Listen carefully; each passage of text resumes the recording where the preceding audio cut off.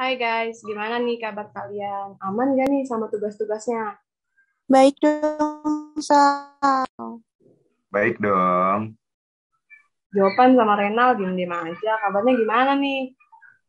Iya iya iya. Ya baik juga kok. Baik baik baik Sal. Baik, Sal, gue juga alhamdulillah baik. Oh, Alhamdulillah. BTW, kita sekarang mau bahas apa sih ngumpul di Zoom kayak gini? Mau bahas film, Pan. Gimana sih? Kan tadi udah briefing. Oh iya ya.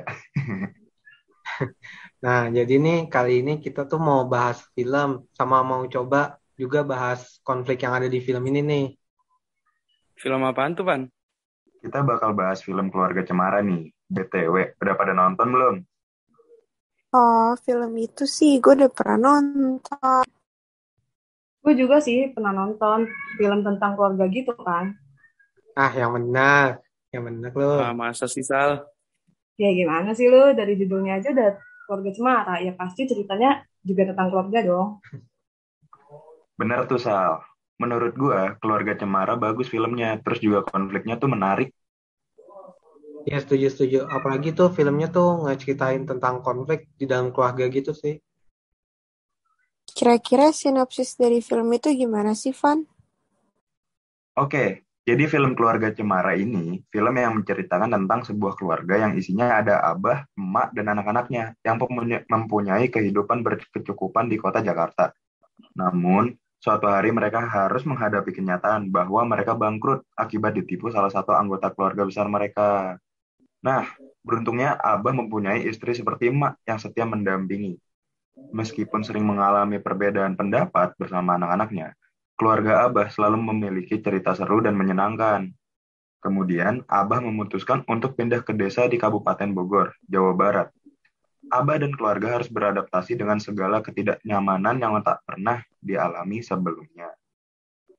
Nah, gue mau nambahin nih. Dari kejadian itu muncul deh konflik salah satu pasin di mana saat pindah ke Bogor. Abah akhirnya menjadi pihak yang sangat mendominasi di keluarganya karena keluarga merupakan tanggung jawabnya.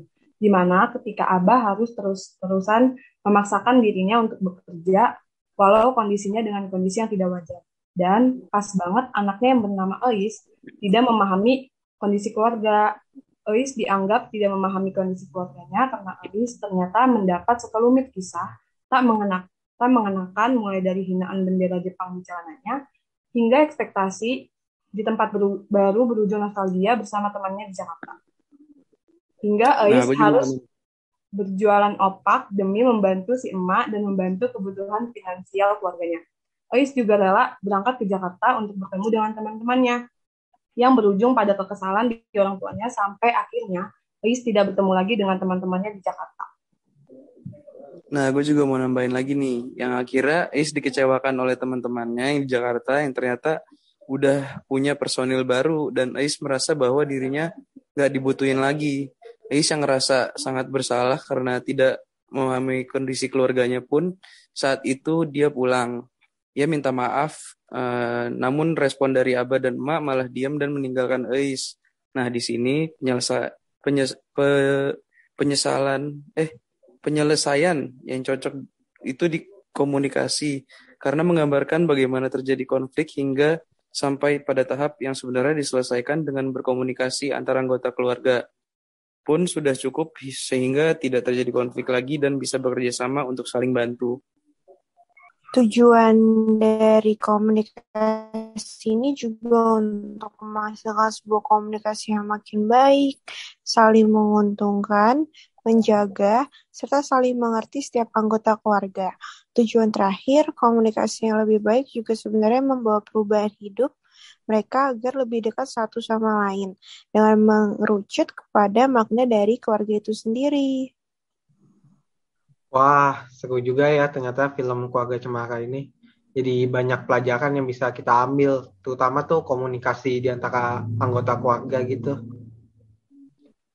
Seru kan Job? Jadi pengen bikin nonton ulang gak nih?